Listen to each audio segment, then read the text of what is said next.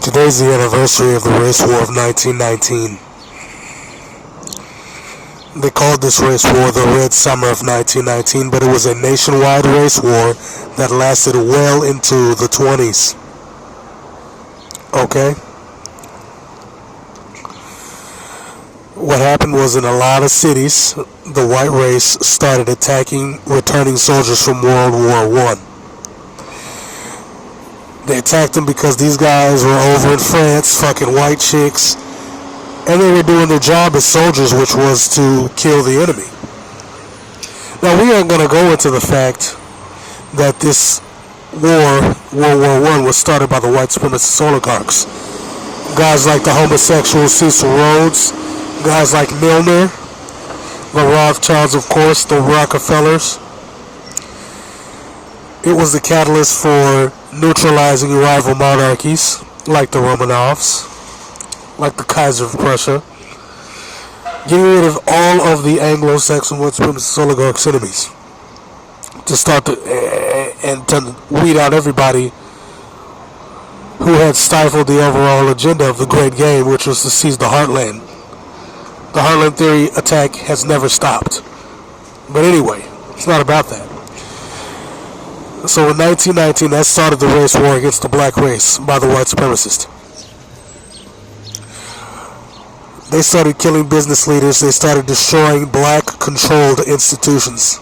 White-controlled black institutions like Howard and whatnot, the NAACP, organizations like that were kept intact because those were used to control black people. Those were used to spy on black people. So of course they were going to leave those intact.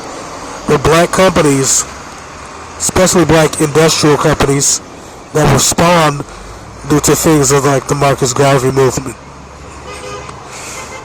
guys like Booker T, those things were destroyed immediately. Nationwide, black union workers down in Alabama were slaughtered when they picked up arms like you're supposed to do and fought back. It's their right, Second Amendment right. The white supremacists called in the National Guard. Back then, the National Guard was largely white, so of course they sided with the white race against black people. They did the same thing in Tulsa, Oklahoma.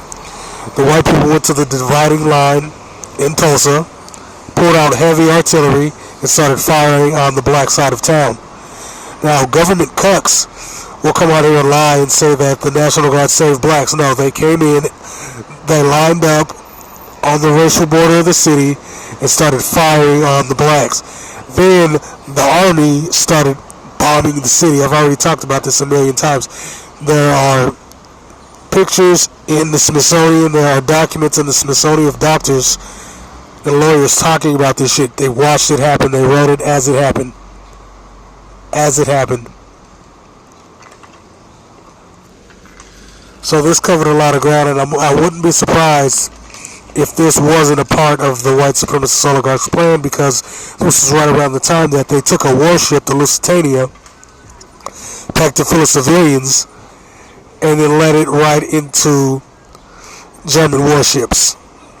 Like literally, and then after they defended themselves from this warship that they knew was a warship that was dressed up as a fucking cruise liner, they shot it down, and that got America in the war. They also were like spreading like fake telegrams. It was a bunch of shit. But anyway, it was all lock and step to do a bunch of things on a bunch of different levels, creating fake policies that took away Americans' rights, got Americans away from freedom and into consumerism, which is how they're going to create the credit system that's coming up. You notice when they're putting up shit like Omni and whatnot, it's part of this larger credit system that they're trying to put in place, that they've already put in place to further enslave you. Got you away from gold, getting you away from cash so they can track everything you do with cards. So not only are black people on borrowed time against the great, so what, the large race war that's going to get us all killed. No, Americans in general, even the white ones, are on borrowed time because they're going to lock you into a system of enslavement. If you look at the Midwest, a lot of the white people there are getting locked up more and more. Blacks are actually, their incarceration rate is decreasing massively, while the white supremacist is going up.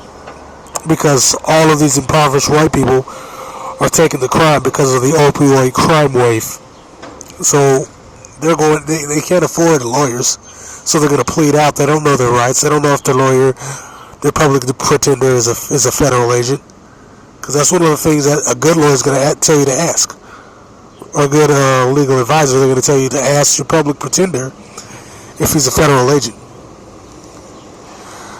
So you got this system. They're locking these guys up left and right, and when you lock up a civilian, they lose their rights to freedom, and you can enslave them legally. It's in the Constitution. So they're going to have more and more people enslaved. They've already got a massive nationwide housing crisis.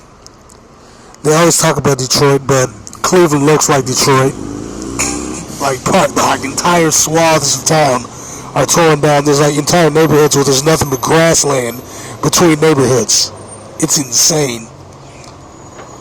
So they're setting this up. They've been setting this up for 100 years. They want to re-enslave everybody, have a serfdom with a massive fucking class gap that you can't overcome without marrying into one of their families. And that's just the tip of the iceberg. But since we're black, we're going to talk about the motherfucking race war.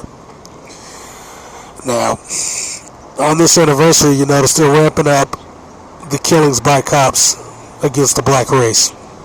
Down in Torrance, California, for instance, they killed an innocent black guy. They were trying to give him conflicting commands to get him to have an excuse to kill him. He was unarmed. He had no priors. He had no lights out, nothing. He was complying. They said, put your hands on the steering wheel. He put his hands on the steering wheel and the guy opened fire. This is a fucking race war. No, this is not a fucking game. Just like in 19, that was a motherfucking race war. 1919, the Red Summer of 1919, was a motherfucking race war. They went down to Rosewood and slaughtered those people, and they only killed the business leaders. They only killed the industry leaders. They only killed the educators, the doctors, the lawyers. Those are the people that they were lynching. Look it up. Most of them, that's who they were lynching. Now let's talk about the criminals. Oh, we were getting the criminals, and half the time they were lying about that shit, like we saw with Emmett Till. This is a fucking calculated, planned out, armed conflict between two people. This is ethnic cleansing. And if you don't see it, you're blind. And another thing, there's these race traders. Now, the whole purpose of this page was to expose covert race traders, aka the Afrocentric. Because a lot of Afrocentrics are exactly like that show. They're like the mulatto girl from that show, Dear White People. Like I said, always watch the first season. I don't know what the second season is like. Watch the first season of Dear White People. That is the Afrocentric. That is the Afrocentric. That is who I've been talking about for years. That is exactly who I've been talking about for fucking years. But they've got these overt, old school, shoe shine professionals. These people are disgusting, pathetic cowards of the highest magnitude. I've seen these guys, there'll be videos, they've been posting a lot of videos lately of cops either trying to kill or outright killing innocent blacks. Just shooting them unarmed black people. Hands on the steering wheel, hands behind their back to tasing them. Beating the shit out of old ladies. Stomping people. Just doing fucked up shit. And in all these videos, I always see these fucking dirty, disgusting, spineless, ignominious race traders talking this. What's this going to accomplish? Why are you guys posting this? What's your solution? So then either the content creator or the guy that posted it or a bunch of other people who list their credentials will tell these assholes why they posted it. And then they'll tell them solutions. And they don't want to hear, what's it going to accomplish? Blah, blah, blah. And it's like, dude, what do you want to hear? You dirty little race trader. What do you want to hear? See, I'm sick of these fucking race traders, dude. I'm sick of these government agent race traders. They're scum, dude. Don't let these guys speak. When they come out, dude, just drown them out. It doesn't even have to be rich. Just start talking about Trey Songz or some shit. Just drown these assholes the fuck out. Drown them the fuck out, dude. And if they're in the streets, if this happens in the streets, Yeah, that as well, but also shout them down. Shout them the fuck down. Get in their face and yell at them. Shut them the fuck up, man. Because these dudes are fucking pussies. They're fucking racists and they're getting people killed. They're getting people fucking killed because they're pieces of shit. Alright? So I don't want to see shit from those motherfuckers. I don't want to hear shit from those assholes. Shut the race traitors down. Because they're the most worthless pieces of garbage ever, dude. It's like Al Sharpton. He's a dirty little race traitor. These are the guys that come out here and try to dissipate the fucking energy after somebody's been harmed. And you had these guys back then too. These were the guys that were usually cops, black cops, that would infiltrate stuff like the Garvey movement. And spy on them and sabotage the boats and do shit like that. Or sabotage the Black Panther movement. These fucking race traitors, man, they can't. You already know. You guys should already know by now about the race clubs. Let me tell you something. White supremacists, they deal with theirs. They don't let that shit slide. You're either ostracized or hey. You know what I'm saying?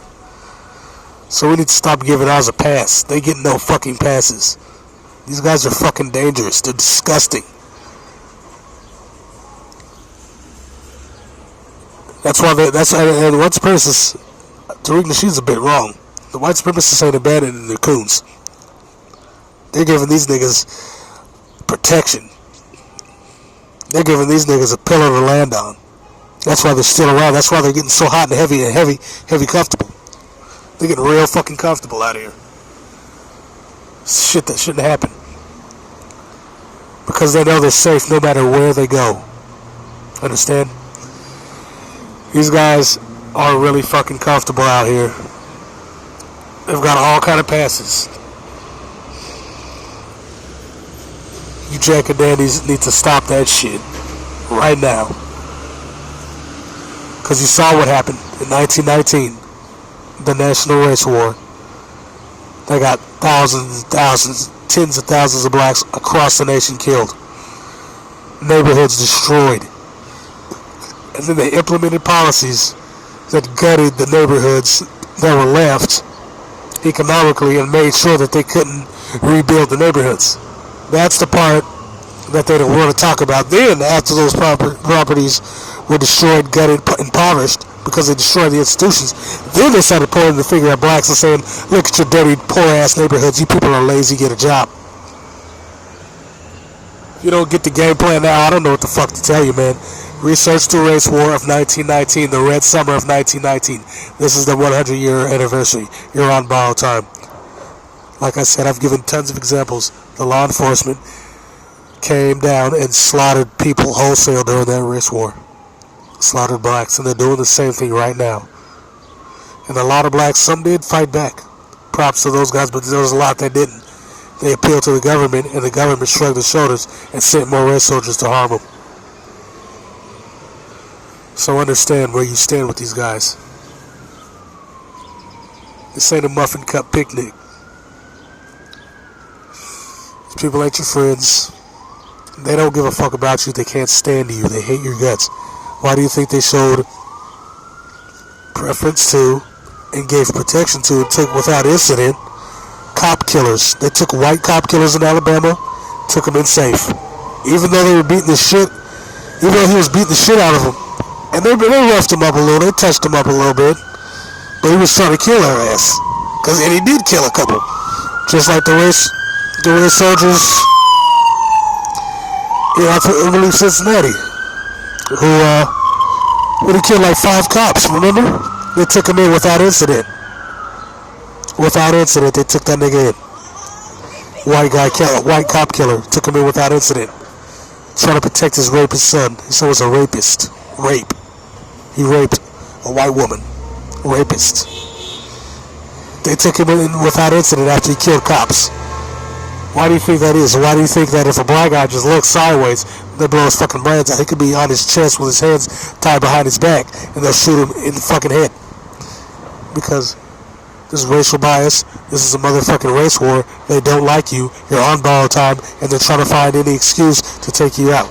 Understand? That's the truth. That's the reality of this. Just look it up. Red Summer of 1919. This is the 100-year anniversary. Shit's getting real heavy out here. They're not playing.